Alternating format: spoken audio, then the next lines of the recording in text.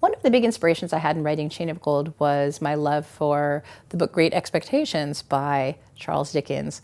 The Infernal Devices, which was my previous historical series, was based on A Tale of Two Cities. So in the same way, the story of Great Expectations forms some of the backbone of Chain of Gold. And it's not in any way an exact retelling. It's just a inspirational retelling.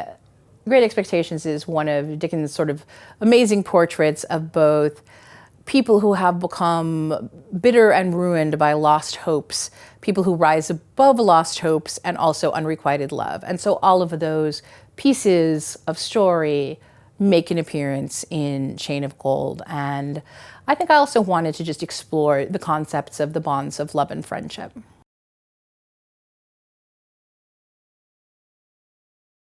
I think one of the things I found most enjoyable about researching and writing Chain of Gold was getting the chance to come to London, which is my favorite city, and really explore certain neighborhoods.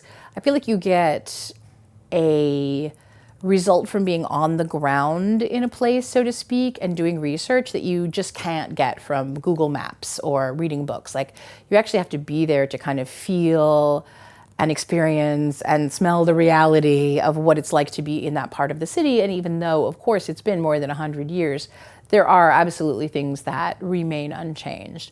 I have to admit, I love fashion and the history of fashion and researching the clothing of the era, like the beautiful dresses for the girls, but also there were some really fun bits of creativity for the boys and their waistcoats and their spats and their kind of fun Edwardian dandy stuff that was really fun for me.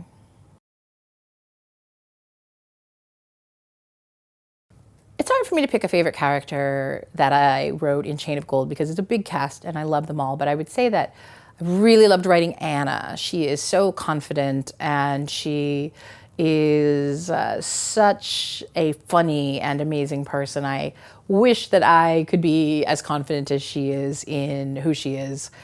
So I loved writing her. I also really enjoyed writing Cordelia because she is a really clever girl who is constantly planning, and when one plan doesn't turn out, she switches immediately to a new plan. So she's always got a scheme going on, and I love that about her.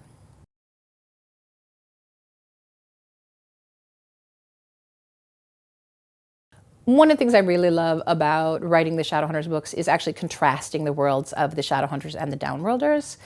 The Shadowhunters live an extremely rule-focused life in which they're really sort of beholden to their high and holy purpose on Earth.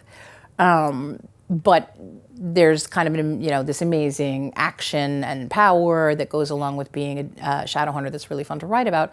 The Downworlders live a much less rule-focused life, and so there's this sort of beautiful chaos that comes with being a Downworlder that gets expressed in places like the Shadow Market or the Hell Ruel that is also really wonderful. And I think one of the really fun things is to see those two worlds collide.